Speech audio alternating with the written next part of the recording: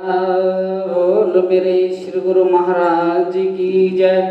बोलो साचे दरबार की जय।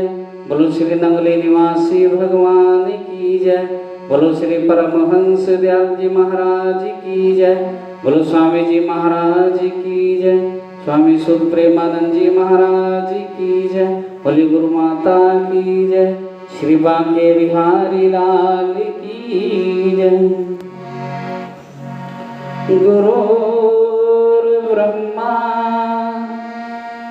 गुरुर्विष्णु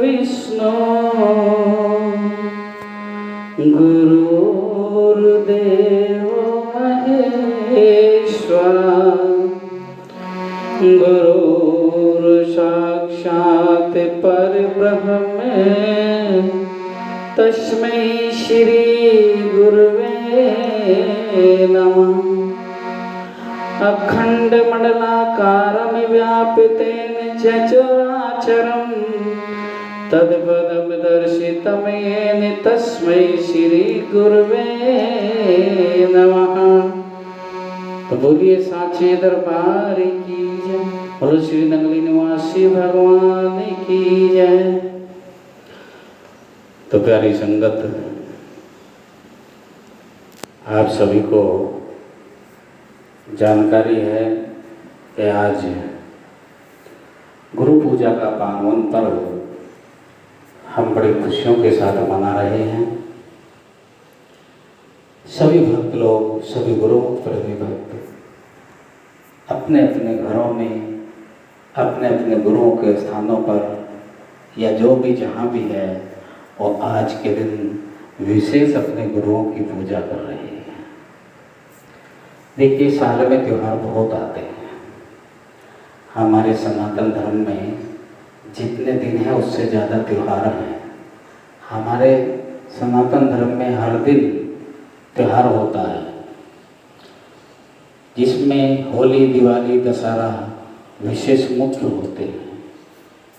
लेकिन एक गुरुमुख के लिए अपने गुरु की उपासना, गुरु महाराज की उपासना तो हम नित्य करते हैं, प्रतिदिन करते हैं।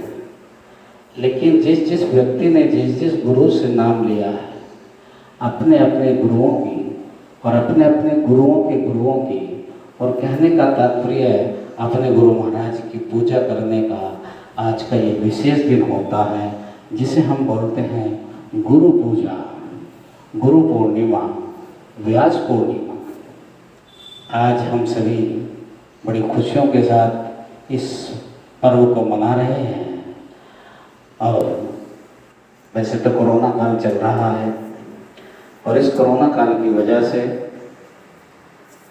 सभी ज़्यादातर स्थानों पर पाबंदियां लगी हुई हैं भक्तों को आने की।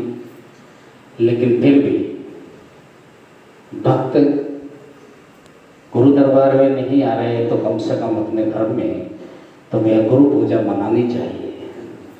जितने भी भक्त आज ये हमारा कार्यक्रम देख रहे हैं, मेरा सभी से निवेदन है कि कम से कम आज के दिन घर में जैसे होली और दिवाली पर खूब मेवे मिष्ठान बनाए जाते हैं, ऐसे गुरु महाराज जी को भोग लगाने के लिए कोई विशेष व्यंजन बने।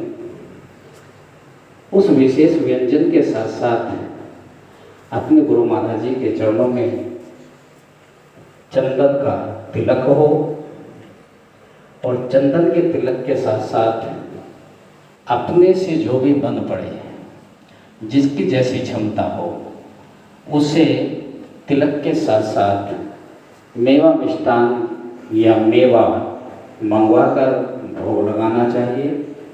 और उस भोग के साथ ही कुछ ना कुछ दक्षिणा गुरु महाराज जी के चरणों में, अपने गुरु के चरणों में जरूर निकालनी चाहिए।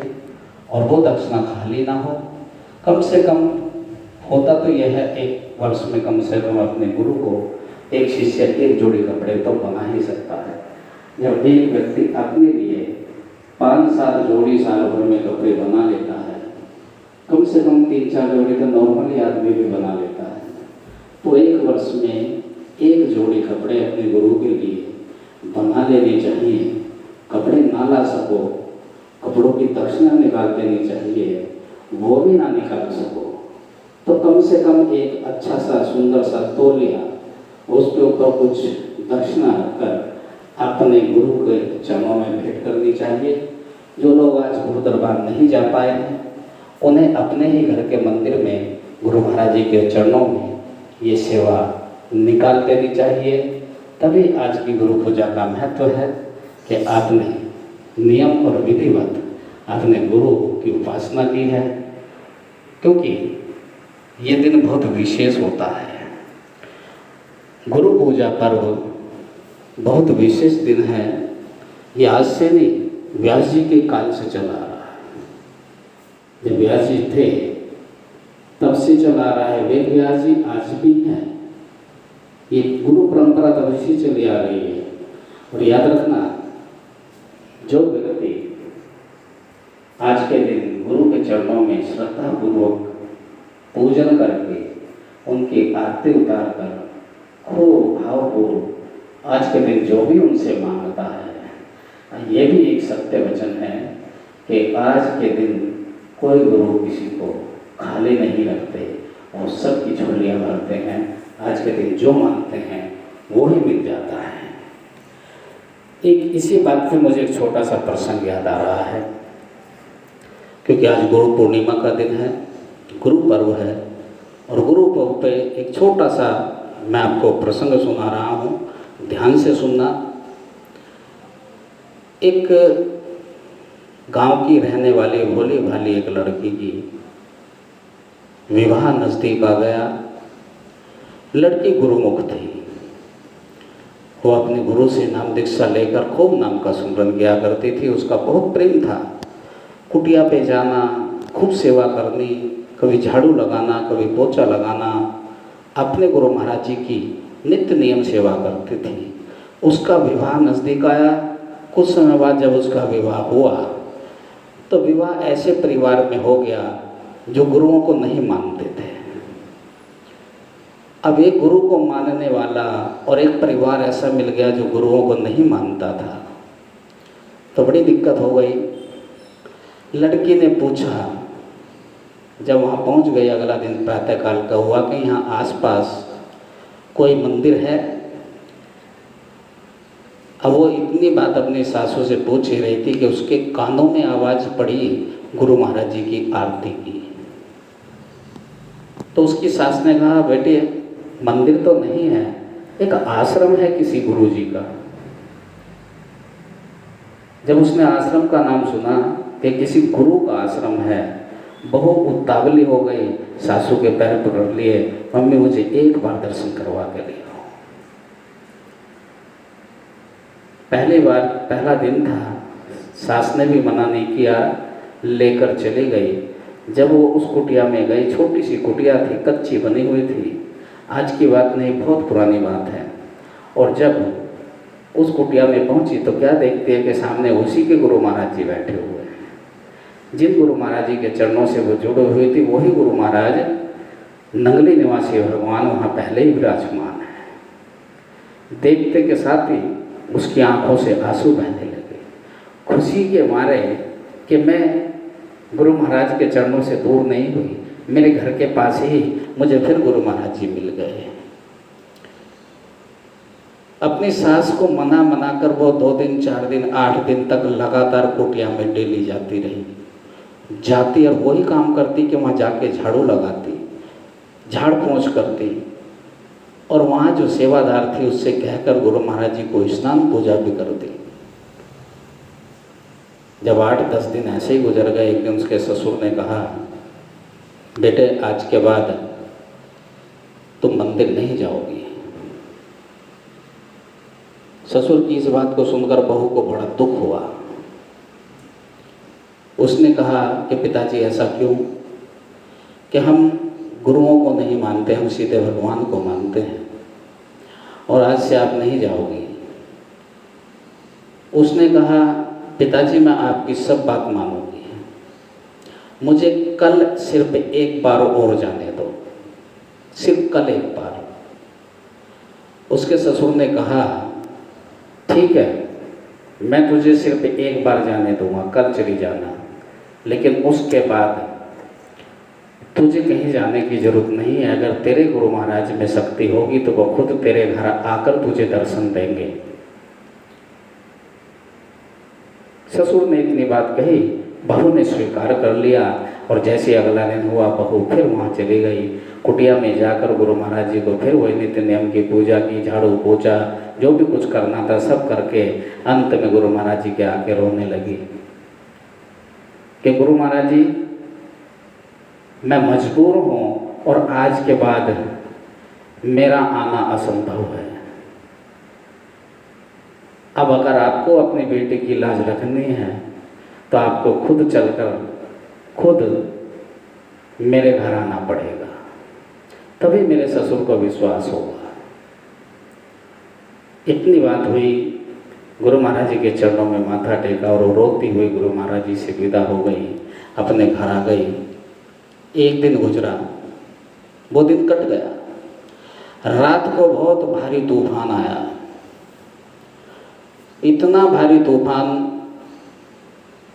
कि आंधी तूफान बारिश ओलावृष्टि सब कुछ हुआ।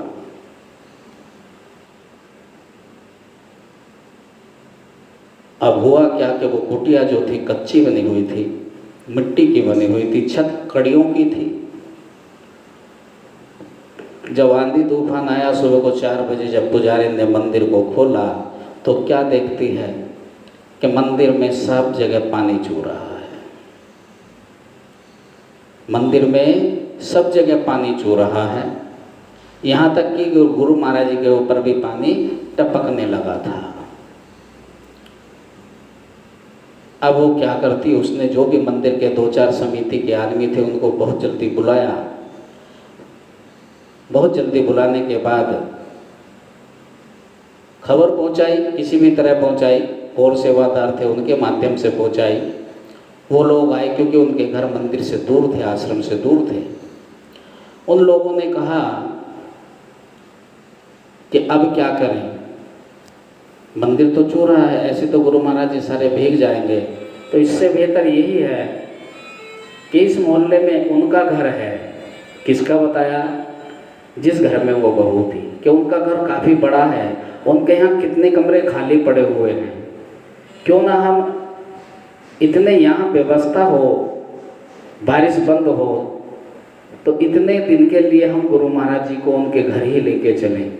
और उन्होंने और कुछ नहीं किया, पूछा भी नहीं, वो सीधे गुरु महाराज जी को अपने गोद में उठाया, यहाँ ऐसे ही लेके और आगे को चल दिए सब जयकारा लगाते हुए। बारिश में भीगते हुए जा रहे हैं, गुरु महाराज जी को ढक लिया, छाता लगाया और गुरु महाराज जी को ढककर उनके गेट पे पहुंच गए। गेट खटखटाया, पहले कोई बोला नहीं, दूसरी बार में खटखटाया तो अंदर से आवाज़ आई कि कौन के जरा गेट खोलो। गेट किसने खोला? गेट उस घर के मुखिया ने खोला, वो लड़की के ससुर ने खोला। और खोल के इतने में घर के सब लोग उठकर आ गए, पता नहीं क्या बात है। और जब सब लोग आ गए, बहू भी देख रही है कि मेरे गुरु महाराज जी दरवाजे पर खड़े हैं।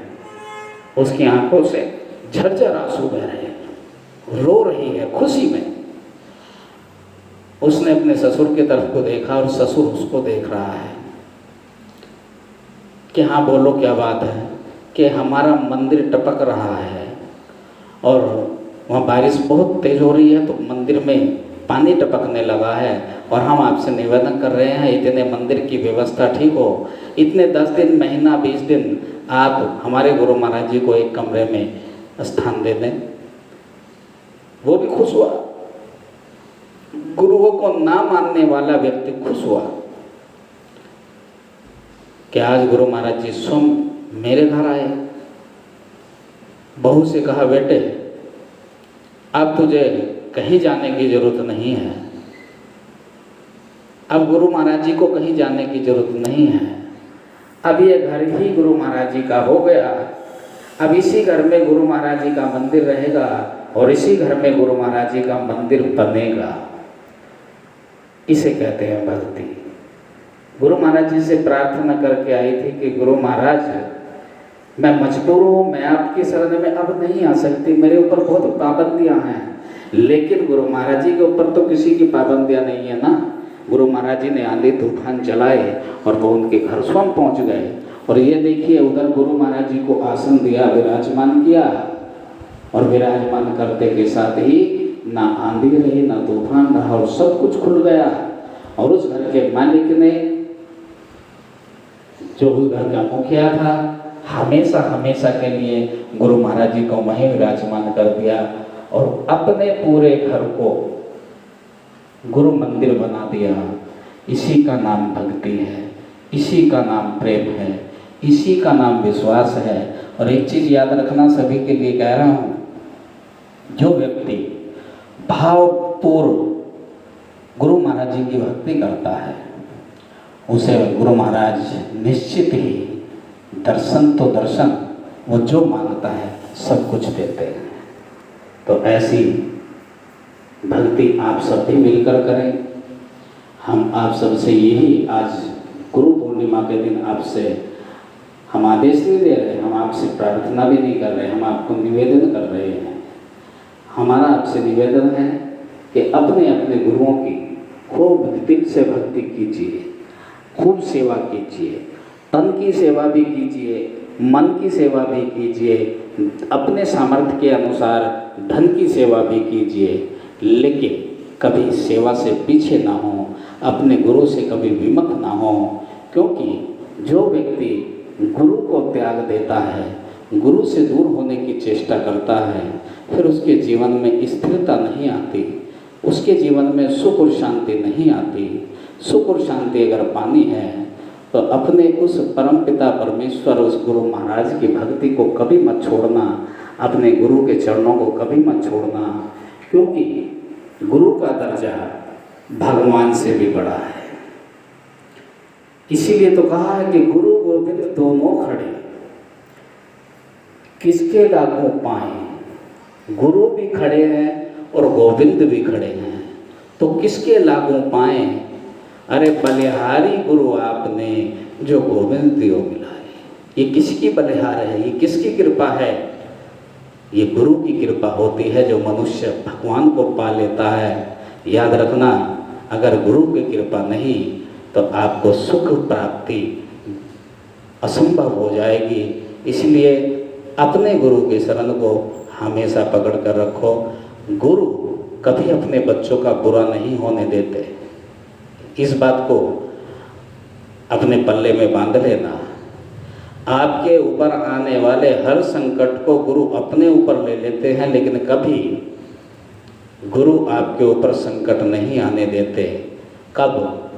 जब आपकी श्रद्धा और विश्वास अपने गुरु के चरणों से जुड़ा हो, आपको विश्वास हो अपने गुरु के ऊपर और आपकी श्रद्धा अपने गुरु के चरणों से जुड़ी हो, तो आपके गुरु आपको हर मुसीबत से बचाकर आपको ऐसे बैठा देंगे जैसे किसी फूल के ऊपर आपको बैठा दिया हो।